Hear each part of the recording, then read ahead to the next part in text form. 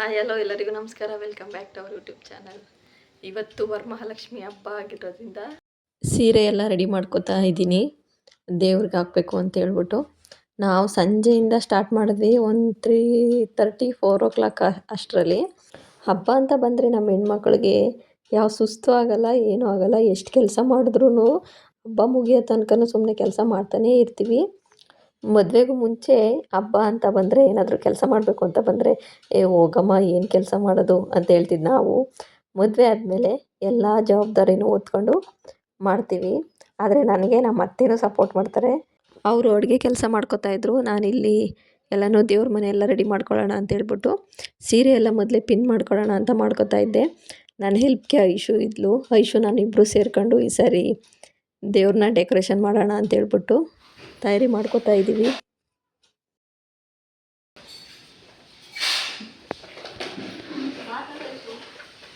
ನೀವೇ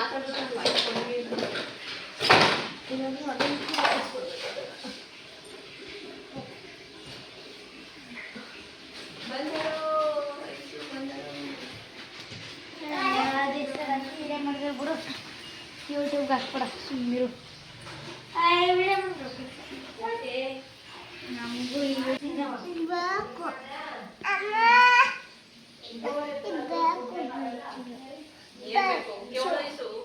ಏನು ಬೇಕು?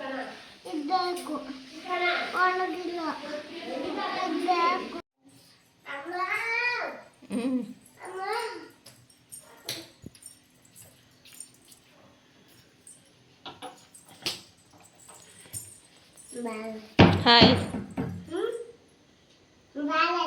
ಬೇಡ. ಯಾಕೆ ಯಾಕೆ ಬೇಡ? ಯಾಕೆ ಬಾಕ್ಲತ್ತೀಯ ನೀನು? ಬೇಡ.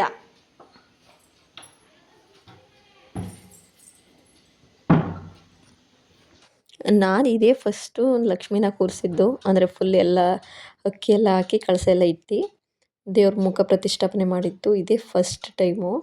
ಅದಕ್ಕೋಸ್ಕರ ನಾನು ಎಲ್ಲನೂ ನಮ್ಮ ಅತ್ತೆನೇ ಕೇಳ್ಕೊತಾ ಇದ್ದೆ, ಏನಾಗೋದು ಹೆಂಗೆ ಏನು ಅಂತ. ಇಷ್ಟು ಸರಿನೂ ನಮ್ಮ ಅತ್ತೆನೇ ಕೂರಿಸ್ತಾಯಿದ್ರು, ನಾನು ಹೆಲ್ಪ್ ಮಾಡ್ತಾಯಿದ್ದೆ.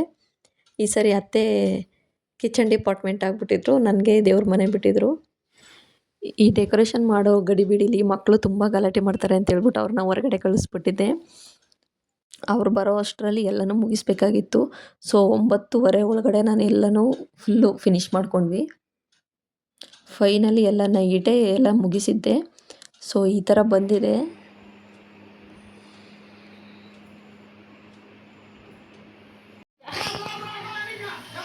ಬೆಳಗ್ಗೆ ಬೆಳಗ್ಗೆ ಚೂಪರ ಮಗಳು ಹೆಂಗೈತೆ? ಬಾರೇ ಹೊರಗಡೆ ಬಾರೇ.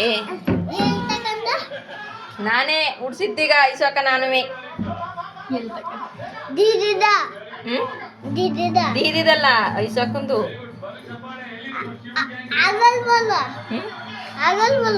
ಐಸೋಕಂದು ಸೀರೆ ಕಮಂಗ್ನೇದು ಒಂದು ಆಗುತ್ತೆ. ನಡೀರಿ ಹೋಗೋಣ. ಸೂಪರ ಮಗಳು, ಸೂಪರಮ್ಮ. ಯಾಕೆ ಕಳ್ತಿದ್ದೀರಾ? ನಾನು ಬೇಕು ಅಂತ ನಾನು ನಡಿ ಇವಾಗ.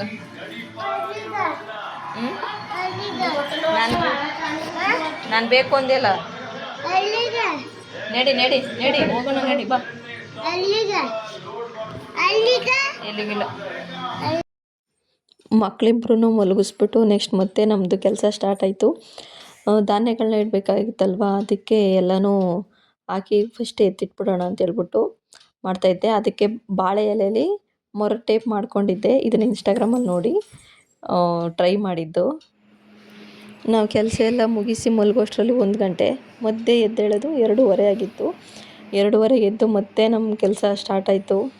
ಸೊ 4:15 5:00ವರೆಗೆ ಪೂಜೆ ಇದ್ದಿದ್ದು. ಅದಕ್ಕೋಸ್ಕರ ಬೇಗ ರೆಡಿ ಮಾಡ್ಕೊಳ್ಳೋಣ ಅಂತ ಹೇಳ್ಬಿಟ್ಟು 2:30ಗೆ ಎದ್ವಿ. ಎಲ್ಲ ಮುಗಿದ್ಮೇಲೆ ನಮ್ಮ ಲಕ್ಷ್ಮಿ ಈ ಥರ ಕಾಣಿಸ್ತಾ ಇದ್ದಾರೆ. ಎಲ್ಲ ಡೆಕೋರೇಷನ್ ಆಗಿ 5:30ಗೆಲ್ಲ ಪೂಜೆನೂ ಮುಗಿಸ್ಬಿಟ್ವಿ ಬೇಗ ಬೇಗ. ನಾವೆದ್ದು ಗಲಾಟೆ ಮಾಡ್ತಿರೋದ್ರಿಂದ ಮಕ್ಕಳು ಕೂಡ ಎದ್ಬಿಟ್ರು ಬೇಗನೆ. ಅವಳು 4 ಗಂಟೆ 3:30ಗೆಲ್ಲ ಎದ್ಬಿಟ್ಲು. ಇವನು 4:15ಗೆ ಎದ್ದ. ಸೊ ಅವಳು ತೂಗುಡಿಸಿ ಹಂಗೆ ಮಲ್ಕೊಂಡ್ಳು. ಪೂಜೆ ಮಾಡೋ ಅಷ್ಟರಲ್ಲಿ, ಪೂಜೆ ಮಾಡೋ ತನಕನೂ ಎಚ್ಚರ ಇದ್ದು ಪೂಜೆ ಮಾಡೋ ಟೈಮಲ್ಲಿ ಮಲ್ಕೊಬಿಟ್ಲು. ಪೂಜೆ ಎಲ್ಲ ಮುಗಿದ್ಮೇಲೆ ಒಂದಷ್ಟು ಫೋಟೋಸ್ ತಗೊಂಡ್ವಿ. ಫೋಟೋಸು ವೀಡಿಯೋಸ್ ಮಾಡೋ ಅಷ್ಟರಲ್ಲೇ ಬೆಳಗ್ಗೆನೇ ಆಗೋಯ್ತು. ನೈಟೆಲ್ಲ ಕೂತ್ಕೊಂಡು ಮಾಡಿದ್ದಕ್ಕೂ ಒಂಥರ ಸಮಾಧಾನ ಅನ್ನಿಸ್ತಾ ಇತ್ತು. ಲಕ್ಷ್ಮಿ ಮುಂದೆ ದುಡ್ಡು ಇಡೋಕ್ಕೋಸ್ಕರ ನಾನು ಕಳಸದಲ್ಲಿ ಕಾಸು ಬೀಳೋ ಥರ ಮಾಡ್ಕೊಂಡಿದ್ದೆ. ಹಂಗೂ ಹಿಂಗೂ ಮಕ್ಕಳು ಕಟ್ಕೊಂಡು ಪೂಜೆನ ಮಾಡಿ ಮುಗಿಸಿದ್ವಿ. ಇವನು ಆಟಾಡ್ತಾನೆ ಇದ್ದ, ಅವಳು ಮಲ್ಕೊಬಿಟ್ಲು. ಪೂಜೆ ಮಾಡಿ ಮುಗಿಸೋ ಅಷ್ಟರಲ್ಲಿ 5:30 6 ಗಂಟೆನೇ ಆಯಿತು. ಪೂಜೆ ಎಲ್ಲ ಮಾಡಿ ಮುಗಿಸಿದ್ಮೇಲೆ ಲಕ್ಷ್ಮಿ ಹಸು ಅಂದರೆ ಲಕ್ಷ್ಮಿ ಅಲ್ವಾ, ಸೊ ಅದಕ್ಕೋಸ್ಕರ ಲಕ್ಷ್ಮಿಗೆ ಬೆಲ್ದನ ಮತ್ತು ಬಾಳೆಹಣ್ಣು ಕೊಡೋಣ ಅಂತ ಹೇಳ್ಬಿಟ್ಟು ಎತ್ಕೊಂಡೋಗಿದ್ದೆ. ನನಗಂತೂ ಹಸು ಅಂದರೆ ತುಂಬ ಭಯ, ಆದ್ರೂ ಧೈರ್ಯ ಮಾಡಿ ತಗೊಂಡೋಗಿ ಕೊಟ್ಟೆ. ಹಂಗೆ ಕೈ ಮುಕ್ಕೊಂಡು ಮಕ್ಕಳನ್ನು ಅವರಿಬ್ಬರನ್ನೂ ರೆಡಿ ಮಾಡಿರಲಿಲ್ಲ, ಅಷ್ಟರಲ್ಲಿ ಇವಳು ಎದ್ದಿದ್ಲು. ಸೊ ಕೈ ಮುಕ್ಕೊಂಡು ಹಸುಗೆ ನಾನು ಈ ಥರ ಎಲ್ಲ ಸಾಂಪ್ರದಾಯಿಕವಾಗಿ ಪೂಜೆ ಎಲ್ಲ ಮಾಡಿದ್ದಿದೆ ಫಸ್ಟ್ ಟೈಮು. ನಾನು ಇಷ್ಟೊಂದೆಲ್ಲ ತಲೆ ಕೆಡಿಸ್ಕೊಳ್ಳೋದಿಲ್ಲ. ನನಗಿಂತ ಜಾಸ್ತಿ ನಮ್ಮ ಅತ್ತೆಗೆ ಇದ್ರ ಮೇಲೆ ಭಕ್ತಿ ಜಾಸ್ತಿ. ಅವ್ರು ತುಂಬ ಪೂಜೆ ಮಾಡೋದು, ಶಾಸ್ತ್ರಗಳು, ವ್ರತಗಳು ಆ ಥರ ಮಾಡ್ತಾಯಿರ್ತಾರೆ. ನಾನು ಅದನ್ನೆಲ್ಲ ಮಾಡೋದಿಲ್ಲ. ರಂಗೋಲಿನ ಯಾಕೆ ಹಿಂಗೆ ಮಾಡಿದ್ಯಾ?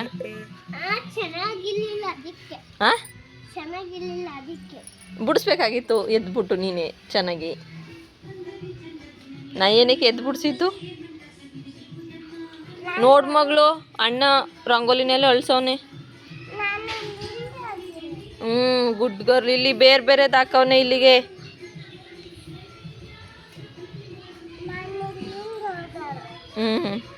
ಏನಿದು? ಯಾರು ಹಿಂಗೆ ಮಾಡಿರೋದು?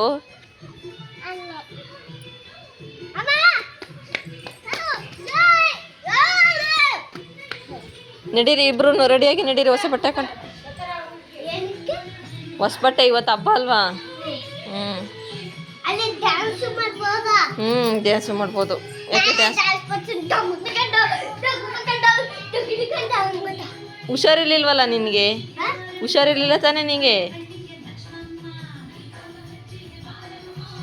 ಈ ಥರ ಡ್ಯಾನ್ಸ್ ಮಾಡ್ತಾ ಇದ್ದೆ.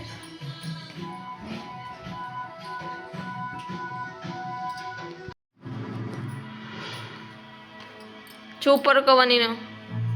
ಕೈ ಮುಕ್ಕಳಿಬ್ರು ಕೈ ಮುಗಿರಿ. ಏನಂತ ಬೇಡ್ಕೊಂಡೆ ಹಚ್ಚು ನೀನು? ಏನಂತ ಬೇಡ್ಕೊಂಡೆ ದೇವ್ರ ಹತ್ರ? ಏನಂತ ಕೇಳ್ಕಂದ? ಬಾ ಮಗಳು. ಸಿಟಿ ಕಡೆ ಎಲ್ಲ ಬೆಳಗ್ಗೆನೇ ಬೇಗ ಪೂಜೆ ಮಾಡಿ ಮುಗಿಸ್ತಾರೆ. ಬಟ್ ನಮ್ಮ ಹಳ್ಳಿ ಕಡೆ ಎಲ್ಲ ಸಂಜೆ ಆದಮೇಲೆ ಅರ್ಶಿನ ಕುಂಕುಮ ತಗೊಳಕ್ಕೆ ಬರೋದು. ಯಾಕಂತಂದರೆ ಜಾಸ್ತಿ ಯಾರು ಲಕ್ಷ್ಮಿ ಕೂರಿಸಲ್ಲ. ಸೊ ಹಂಗಾಗಿ ಸಂಜೆ ಟೈಮ್ ಮನೆ ಕೆಲಸ ಎಲ್ಲ ಮುಗಿಸಿ ಆಮೇಲೆ ಪೂಜೆ ಮಾಡಿ ಅವ್ರ ಮನೆಗಳಲ್ಲಿ ಆಮೇಲೆ ನಮ್ಮ ಮನೆಗೆ ಬರ್ತಾರೆ. ಲಕ್ಷ್ಮಿ ಕೂರಿಸ್ತಿರ್ತಾರಲ್ವ ಅವ್ರ ಮನೆಗಳಿಗೆ ಬರ್ತಾರೆ. ಹಾಗಾಗಿ ನಾವು ಸಂಜೆ ಆದಮೇಲೆ ಅರ್ಶಿನ ಕುಂಕುಮ ತಗೊಳ್ಳೋಕ್ಕೆ ಕರೆದಿದ್ವಿ. ಸೊ ಹಂಗಾಗಿ ಬಂದಿದ್ರಲ್ಲ ಅವ್ರಿಗೆಲ್ಲರೂ ಅರ್ಶಿನ ಕುಂಕುಮ ಕೊಟ್ಟು ಆಶೀರ್ವಾದ ತಗೋತಾ ಇದ್ದೆ. ಆಮೇಲೆ ಮತ್ತಿನ್ನೊಂದು ಏನಂತ ಹೇಳ್ಬೇಕಂದ್ರೆ, ಲಕ್ಷ್ಮಿಗೆ ವರಮಹಾಲಕ್ಷ್ಮಿ ಹಬ್ಬಕ್ಕೆ ಚಿಕ್ಕ ಮಕ್ಕಳಿಗೆ ಅರ್ಶಿನ ಕುಂಕುಮ ಕೊಡೋದು ಸಂಪ್ರದಾಯ ಅಂತೆ. ಅದು ನನಗೆ ಗೊತ್ತಿರಲಿಲ್ಲ. ಇವಾಗ ಇನ್ಸ್ಟಾದಲ್ಲಿ ಎಲ್ಲೋ ನೋಡಿಬಿಟ್ಟು ಆಮೇಲೆ ಮಕ್ಕಳು, ಇವರು ನನ್ನ ನಾದಿನಿ ಮಕ್ಕಳು, ಇವ್ರಿಗೂ ಅರ್ಶಿನ ಕುಂಕುಮ ಕೊಟ್ಟು ಬಳೆ ಕೊಟ್ಟು ಆಶೀರ್ವಾದ ತಗೊಂಡೆ. ಹೆಣ್ಮಕ್ಳಿಗೆ ಈ ಥರ ಎಲ್ಲ ಶಾಸ್ತ್ರ ಮಾಡೋದು ನೋಡ್ಬಿಟ್ಟು ನಮ್ಮ ಮನೇಲಿ ಇರೋ 2 ಗಂಡು ಮಕ್ಕಳು ಕೂಡ ನನಗೂ ಮಾಡಿ ಅಂತ ಹೇಳ್ಬಿಟ್ಟು ಕೂತಿದ್ರು. ನನ್ನ ಮಗ ಮತ್ತು ನನ್ನ ನಾದಿನಿ ಮಗ ಇಬ್ಬರೂ. ಇವ್ರನ್ನೆಲ್ಲ ನೋಡ್ಬಿಟ್ಟು ಅವರು ಅಳಕ್ಕೆ ಸ್ಟಾರ್ಟ್ ಮಾಡಿದ್ರು. ಅದಕ್ಕೋಸ್ಕರ ಅವ್ರನ್ನೂ ಕೂರಿಸ್ಬಿಟ್ಟು ಅವ್ರಿಗೂ ಅರಿಶಿನ ಕುಂಕುಮ ಎಲ್ಲ ಹಾಕಿ ಕೈಗೆ ದಾರ ಕಟ್ಟಿದ್ವಿ. ಆವಾಗ ಸ್ವಲ್ಪ ಸಮಾಧಾನ ಆಯಿತು.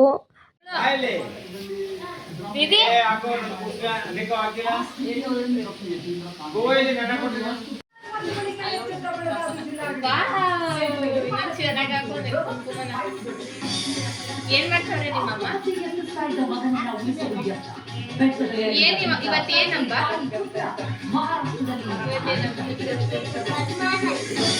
ನಿಂಗೆ ಯಾಕೆ ಲಕ್ಷ್ಮಿ? ಚಿಕ್ಕಿ ಅನ್ಬೇಕು. ಯಾ ಚಿಕ್ಕಿ?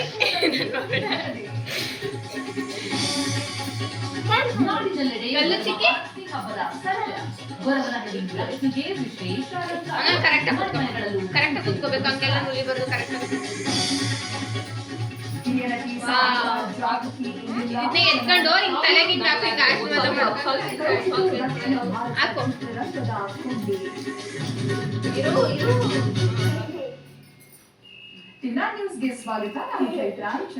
ಕಾಲ್ ಮುಗಿರಿ, ಕಾಲೆತ್ ಮೇಲಾಗು ಬರ್ಗವ್, ಕಾಲೆತ್ ಮೇಲಾಗು ಬರ್ಗವ್, ಕಾಲೆತ್ ಮೇಲೆ. ಅವನು ಲಕ್ಷ್ಮಿನೇ.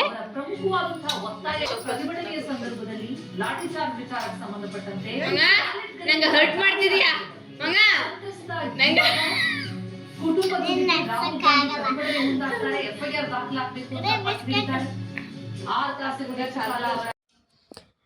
ಈ ಶಾಸ್ತ್ರ ಅಂತೂ ನನಗೆ ಮರೆಯೋಕ್ಕೆ ಆಗಲ್ಲ. ಯಾಕಂತಂದರೆ ಈ ಥರ ಎಲ್ಲ ಪೂಜೆ ಮಾಡ್ತಾರೆ ಮಕ್ಕಳಿಗೆ ಅಂತನಂತೂ ನನಗೆ ಗೊತ್ತೇ ಇರಲಿಲ್ಲ.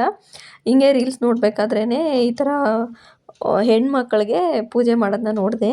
ಸೊ ಹಂಗಾಗಿ ನಾನು ನನ್ನ ಮಗಳಿಗೆ ಮಾಡಬೇಕಲ್ಲ ಅಂತ ಹೇಳ್ಬಿಟ್ಟು ಇದೊಂದನ್ನು ಅವಳದು ಕಾಲೆಲ್ಲ ತೊಳೆದು ಪೂಜೆ ಮಾಡೋಣ ಅಂತ ಹೇಳ್ಬಿಟ್ಟು ಮಾಡಿದೆ. ಬಟ್ ಅವಳು ಬಟ್ಟೆ ಹಾಕ್ಸ್ಕೊಳ್ಳೋಕ್ಕೆ ಹೊಸ ಬಟ್ಟೆನ ತುಂಬ ಆಟ ಮಾಡ್ತಾಯಿದ್ಲು. ಚುಚ್ಚುತ್ತೆ ಅಂತ ಹೇಳ್ಬಿಟ್ಟು ಹಾಕೊಂಡೇ ಇರಲಿಲ್ಲ. ಆಮೇಲೆ ಅವಳನ್ನ ಹೆಂಗೋ ನೈಸ್ ಮಾಡಿ ಅವಳಿಗೆ ಫೋಟೋಸ್ ಎಲ್ಲ ತೋರಿಸಿ ವೀಡಿಯೋಸು ಈ ಥರ ಎಲ್ಲ ಮಾಡ್ಕೊತಾರೆ ಮಕ್ಕಳು ಅಂತ ಹೇಳ್ಬಿಟ್ಟು ಆಮೇಲೆ ಮಾಡಿದೆ. ಸದ್ಯಕ್ಕೆ ಶಾಸ್ತ್ರ ಮುಗಿಯೋ ತನಕ ಅವಳು ಏನೂ ಆಟನೂ ಮಾಡಲಿಲ್ಲ, ಏನೂ ಇಲ್ಲ. ಸುಮ್ಮನೆ ಕೂತಿದ್ಲು, ಎಲ್ಲನೂ ನೋಡ್ತಾ ನಗ್ತಾ, ಅಂದರೆ ಎಲ್ಲ ಕೂತಿದ್ರಲ್ಲ, ಸೊ ನಗಿಸ್ತಾ ಇದ್ರು ಅವಳನ್ನು. ನನ್ನ ಮಗಳ ಬಗ್ಗೆ ಹೇಳ್ಬೇಕು ಅಂತಂದರೆ ಇವಳು ಎಷ್ಟು ಸರಿ ಯಾರಾದರೂ ಕೇಳಲಿ ಅಮ್ಮ ಬೇಕಾ ಅಪ್ಪ ಬೇಕಾ, ಅಥವಾ ಯಾರೋ ಆಪ್ಷನ್ ಮಾಡಿ ಕೇಳಿದ್ರೆ ಅವಳು 1000 ಸತಿ ಕೇಳಿದ್ರು ಅವಳು ಅಮ್ಮ ಬೇಕು ಅಂತಲೇ ಹೇಳೋದು. ನಾನು ಸ್ವಲ್ಪ ಹೊತ್ತು ದುಃಖದಲ್ಲಿ ಕೂತ್ಕೊಳ್ಳೋ ಆಗಿಲ್ಲ, ಬೇಜಾರಲ್ಲಿ ಕೂತ್ಕೊಳ್ಳೋ ಆಗಿಲ್ಲ, ಆಗಲೇ ಬಂದು ಸಮಾಧಾನ ಮಾಡ್ತಾಳೆ, ಯಾಕಮ್ಮ ಅಂತ ಹೇಳ್ಬಿಟ್ಟು. ನಮ್ಮನ್ನು ಈ ಥರ ಇಷ್ಟಪಡೋ ವ್ಯಕ್ತಿಗಳು ನಮ್ಮ ಜೊತೆಲಿದ್ದರೆ ಅದಕ್ಕಿಂತ ಇನ್ನೇನು ಬೇಕಲ್ವಾ.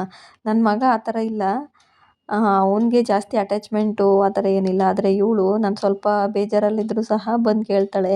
ನಾನು ಒಬ್ಬಳೇ ಕೂತಿದ್ರೆ ಬಂದು ಜೊತೆಲಿ ಕೂತ್ಕೊತಾಳೆ. ನಾನು ಬಿಟ್ಟು ಯಾಕೆ ಹೋದೆ ನೀನು, ನಾನು ಎಲ್ಲಾದರೂ ಅವಳನ್ನ ಬಿಟ್ಬಿಟ್ಟು ಹೋದರೆ ನಾನು ಯಾಕೆ ಬಿಟ್ಬಿಟ್ಟು ಹೋದೆ ನೀನು ಅಂತಾರೆ ಎಲ್ಲ ಕೇಳ್ತಾ ಇರ್ತಾಳೆ. ಕೆಲವೊಂದು ಸರಿ ಅವಳು ಆ ಥರ ಆಡೋದು ನೋಡಿದ್ರೆ ಫುಲ್ಲು ಕೋಪ ಬರುತ್ತೆ.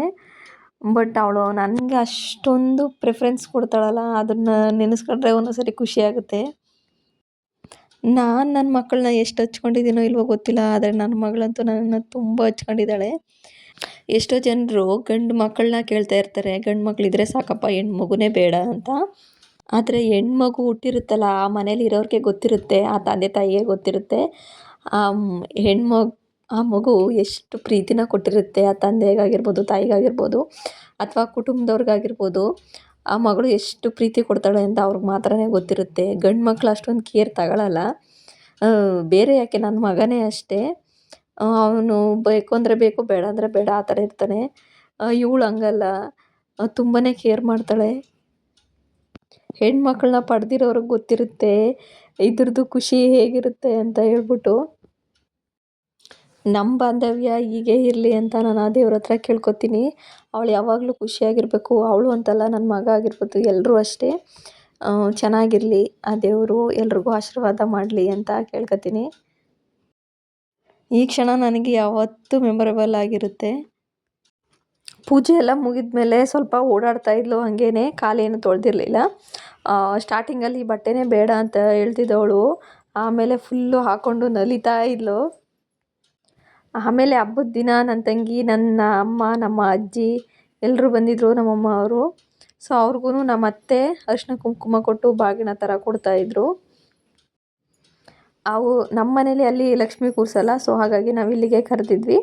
ಇಲ್ಲೇ ತಾಂಬೂಲ ಕೊಟ್ಟು ಅವ್ರಿಗೆ ಅರಿಶಿನ ಕುಂಕುಮ ಕೊಡ್ತಾಯಿತ್ತು ನಮ್ಮ ಅತ್ತೆ. ಎಲ್ರಿಗೂ ನಾನೇ ಕೊಡ್ತಾಯಿದ್ನಲ್ಲ, ಅದಕ್ಕೆ ಸೊ ನಮ್ಮ ಅತ್ತೆನೇ ಕೊಡಲಿ ಅಂತ ಹೇಳ್ಬಿಟ್ಟು ಅವ್ರ ಹತ್ರನೇ ಕೊಡಿಸ್ದೆ. ಪೂಜೆ ಎಲ್ಲ ಮುಗಿಸ್ಕೊಂಡು ನಮ್ಮಮ್ಮ ಅವರೆಲ್ಲ ಹೊರಟರು. ನೆಕ್ಸ್ಟು ಎಲ್ಲ ಮುಗಿಸಿ ಹಬ್ಬ ಎಲ್ಲ ಮುಗ್ದೋಯ್ತು ಅನ್ನೋ ಅಷ್ಟರಲ್ಲಿ ಲಾಸ್ಟಲ್ಲಿ ಬಂದರು ನನ್ನ ಗಂಡ. ಎಲ್ಲೋ ಹೊರಗಡೆ ಹೊರಟೋಗಿದ್ರು ಹಬ್ಬದ ದಿನವೇ ಕೆಲಸ ಅಂತ ಹೇಳ್ಬಿಟ್ಟು. ಇವ್ರಿಗೆ ಶಾಸ್ತ್ರ ಪೂಜೆ ಮಾಡೋದು ಅದೆಲ್ಲ ಇಷ್ಟ ಇಲ್ಲ. ಹಾಗೂ ಹಿಂಗೂ ತುಂಬ ರಿಕ್ವೆಸ್ಟ್ ಮಾಡಿ ಕೂರಿಸ್ಕೊಂಡೆ ಪೂಜೆ ಮಾಡಲಿ ಅಂತ ಹೇಳ್ಬಿಟ್ಟು, ದಾರ ಕಟ್ಟಿಸ್ಕೊಳ್ಳೋಣ ಕೈಗೆ ಅಂತ ಹೇಳ್ಬಿಟ್ಟು ಹಂಗೂ ಕೂತ್ಕೊಂಡ್ರು.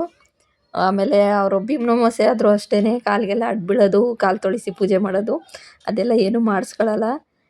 ಎಷ್ಟು 5 ವರ್ಷ ಆಯಿತು, 5 ವರ್ಷದಿಂದನೂ ಒಂದು ಸರಿನೂ ನಾನು ಪೂಜೆ ಏನು ಮಾಡೇ ಇಲ್ಲ ಇವ್ರಿಗೆ. ಹಾಗೆ ಕೈ ಮುಕ್ಕೊಂಡು ನಮ್ಮ ಪೂಜೆನ ಮುಗಿಸಿದ್ವಿ. ಇದು ನಮ್ಮ ವರಮಹಾಲಕ್ಷ್ಮಿ ಹಬ್ಬದ ದಿನ ಆಗಿತ್ತು. ಪ್ರಿಪ್ರೇಷನ್ ಎಲ್ಲ ಮಾಡಿ ಮುಗಿಸಿ ಹಬ್ಬ ಎಲ್ಲ ಮುಗೀತು. ಇದಕ್ಕೆ ಒಂದು ವಾರದಿಂದನೇ ಕೆಲಸ ಸ್ಟಾರ್ಟ್ ಮಾಡಿದ್ವಿ ಪೂಜೆ ಮಾಡೋಕ್ಕೋಸ್ಕರ. ಈ ವಿಡಿಯೋ ನಿಮಗೆ ಇಷ್ಟ ಆಯಿತು ಅಂತಂದರೆ ಪ್ಲೀಸ್ ಸಬ್ಸ್ಕ್ರೈಬ್ ಮಾಡಿ ಮತ್ತು ವಿಡಿಯೋನ ಕೊನೆವರೆಗೂ ನೋಡಿ. Thank you so much.